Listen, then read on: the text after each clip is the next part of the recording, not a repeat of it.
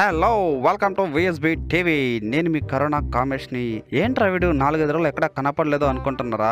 ఏం లేదండి, సరదాగా మన వినాయక చవితి జరిగింది కదా, అలా వినాయకుడితో కొంచెం ముచ్చట్లాడుతూ ఆయనతో 4 దెబ్బలు తింటూ తిట్లు తింటూ ఆయన కొంచెం భయపడి ఆయన కొంచెం రెస్పెక్ట్ ఇచ్చి, అంటే ఆయన ఏదో అన్నాడు కదా వినాయక చవితి రోజు తన భక్తులను ఎవరిని డిస్టర్బ్ చేయొద్దని, అందుకనే ఆయనకి భయపడి కొంచెం అక్కడెక్కడ తలదాచుకున్నాను. కానీ అయినప్పటికీ మేమెంత తలదాచుకున్నా మీరు మాత్రం మమ్మల్ని వదిలేలేరు కదా, అందుకనే నేను గమ్మున్నా కూడా మీరే వచ్చేసి మా ఫ్యామిలీలో బాగా చేరిపోతూ ఉన్నారు. చూస్తున్నా పొద్దున్న లేని ఊర్లలో కూడా సాయంత్రానికి బోర్డులు పడిపోతున్నాయి. ఏది లేని ఊర్లో కూడా ముగ్గుల్లాగా బ్లీచింగ్ పౌడర్లు చల్లేస్తూ ఉన్నారు. ఈ మధ్య బ్లీచింగ్ పౌడర్ చల్లితే చాలు అక్కడ మన సామ్రాజ్యంలో ప్రజలు ఏర్పడిపోయారనే విషయం మనకైతే మైండ్ లో వచ్చేస్తూ ఉంది. సరేలే, ఇక ఇవాళ ఎన్ని కేసులు వచ్చాయిందో ఒకసారి రిపోర్ట్ ఏందో చూసేద్దామా.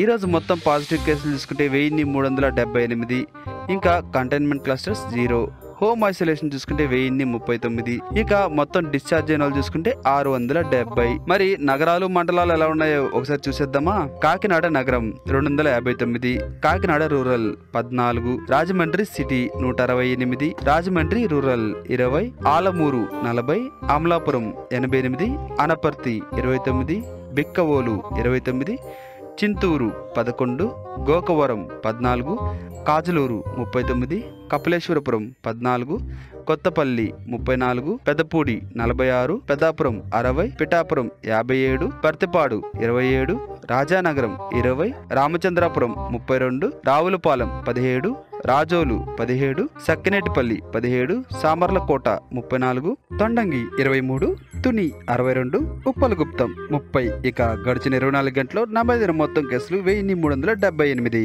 అదండి సంగతి. ఇలా ఒక్కొక్కరు కూడా నేను సైలెంట్ గా ఉన్నా కూడా వాళ్ళు సైలెంట్ గా ఉండట్లేదండి. ఎందుకంటే ఇంతకు ముందు ఒక దేశంలో 10,000 కేసులు వచ్చాయనుకోండి, ఆ దేశాన్ని రెడ్ జోన్ గా ప్రకటించేవాళ్ళు. కానీ ఇప్పుడు చూసుకుంటే ఒక్కొక్క రాష్ట్రంలోనే 10,000 వచ్చేస్తున్నాయి. మొత్తం దేశంలో చూసుకుంటే లక్షల సంఖ్య దాటిపోతుంది. అంతగా డెవలప్ అయిపోయారండి జనాలు. డెవలప్మెంట్ కాదు, ఏంటంటే ఒక ఆతృత అనమాట. తొందరగా వచ్చి కరోనా ఫ్యామిలీలో చేరిపోదాం, మళ్ళీ బయటకు వెళ్ళిపోదాం, బతికిపోదాం అనుకుంటున్నారు. కానీ ఒకసారి లోపలికి వచ్చిన వాళ్ళు ఎంతమంది బయటకు వెళ్తున్నారో మీరైతే చూసారా? ఈ మధ్య ప్రైవేట్ హాస్పిటల్స్ కూడా నా పేరు చెప్పుకొని బాగా సొమ్ములు బాగానే చేసుకుంటున్నారు. సరేలేండి, గవర్నమెంట్ సెప్టెంబర్ 1 నుంచి ఏదో కొత్త నిబంధనలు పెడుతున్నారంట కదా, అవి ఎలా ఉంటాయో ఒకసారి చూద్దాం. అంతవరకు సెలవు.